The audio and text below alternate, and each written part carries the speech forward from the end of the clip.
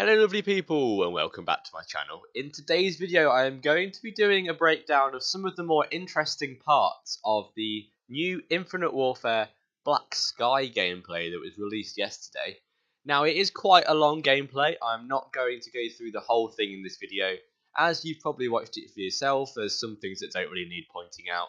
So the link to the full video will be in the description below. I'm sure most of you have seen it already. But I'm just going to talk through some interesting parts, so if you want to watch it interrupted, click the link first and then come back to here. Otherwise, I'm just going to talk about some stuff that I quite liked and saw, and that you might have missed, some things that are a little bit smaller every now and again, but something that I found quite interesting, so let's get in with the breakdown.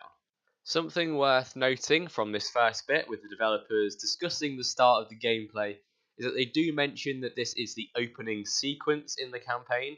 This is the first time that you play, and normally in Call of Duty campaigns, the first campaign is a little bit hectic. It's just mainly running around and shooting people. They've gotten nowhere into the story yet. You don't really know what's going on. So the fact that it matches this is quite similar to it. So that explains why it's a little bit more hectic, why there's just a lot of enemies coming from different directions. Lots of explosions and things like that with not much description of what's going on. This is the opening bit, so after this we'd see more into the actual story mode itself. The first thing we see here is a slide mechanic. Now this isn't something new, we've had slides in the past couple of Call of Duties. They don't appear to slide very far, but it is good to know that this is similar to the way the Black Ops 3 and Ghosts slide movement worked. Just something a little bit interesting. You might not have picked up on it, but there will be sliding back in Infinite Warfare. This was pretty much already confirmed, but it's interesting to see it in action. Just a little thing here, it does say press circle on the action to do next. Just good to know that it is on the PlayStation 4 and not on the PC, so the graphics that we see here are pretty good really, and they will be coming to the console, which is exciting to see. Something interesting that I noticed about the weapons is that although they don't seem to be firing energy pulses, the actual gun does glow blue when they fire. Like, we've seen it in the past with energy weapons. Blue sparks and things come out of the side when you shoot. This is doing that, although they don't appear to be actual energy weapons like that. They do appear to be firing bullets. I'm not too sure why this could be. Maybe it's just to give it a nicer look. It makes it look a bit cooler with the blue sparks flying everywhere. Maybe they are actually energy weapons and it's just that they work like bullet weapons. They don't sound like they would be, but who knows really. They might just be firing energy pulses. I kind of hope not. I kind of like just having bullet weapons, but we'll have to see what happens when we see more gameplay. And here we see that the Ghosts lean mechanic is back, at least in campaign mode. Now I am not too bothered about the lean mechanic at all. In Ghosts I didn't really use it ever. It encouraged quite slow gameplay because it meant waiting on corners and walls and things like that for other enemies to come towards you. It's something that I didn't find too useful. It's not like it was very hard to get into, but it took a little bit too much effort. It didn't fit too smoothly into gameplay, I didn't think. It might work a bit better in this game if they've had time to refine the way that it works. But at least, you know, the lean mechanic will be coming back. Whether you like this or not, it's going to be in the game. I'm not too fussed about it being in multiplayer, but it is definitely in story mode. So in this section we also then see a new shotgun being picked up. Now, it's a pretty interesting part of this shotgun bit. Some of you may not have noticed it, even though it's a pretty big thing. So he starts off just hip firing it as the shotgun, as we're used to, and it fires pellets out and is killing the enemies. But then when he comes around the corner to this hill section and aims down sight, the actual sight has 8 dots on it. Now I guess these 8 dots show where all the pellets are going to go.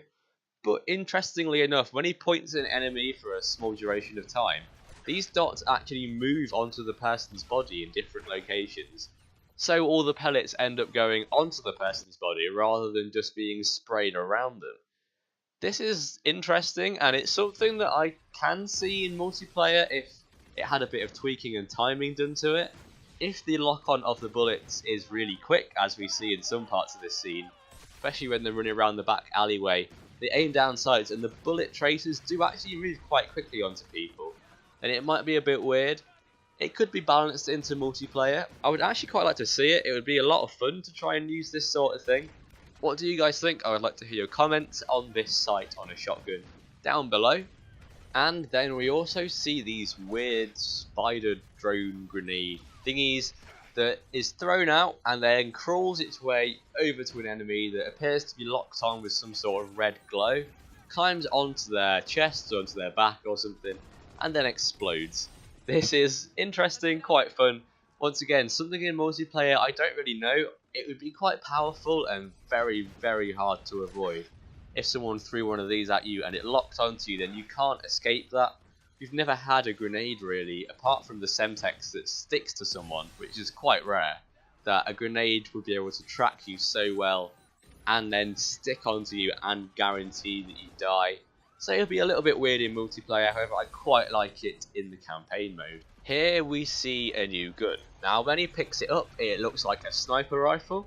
When he starts to fire it, it looks like a semi-automatic sniper rifle, a bit like the Dragunov or something from past CODs. But then when he flips the sight down, it becomes a fully automatic machine gun, and a heavy machine gun by the looks of it. It has a lot of ammo in it. Again, this is something that we haven't really seen before, a gun that maybe can two-shot in certain mode, but then be fully automatic in another mode. It's something that would be really fun in multiplayer, and some great gameplay would definitely come out of getting this. Again, if it fired like a machine gun in sniper mode, it would be a bit weird. But if the fire rate was limited in sniper mode, then it could actually be quite a lot of fun and would make for some really interesting things to do and different way to play the game. So after the scene where the fighter pilot comes in and gives some air support to us on the ground, a personal jackal comes in, and this is where we can get into it.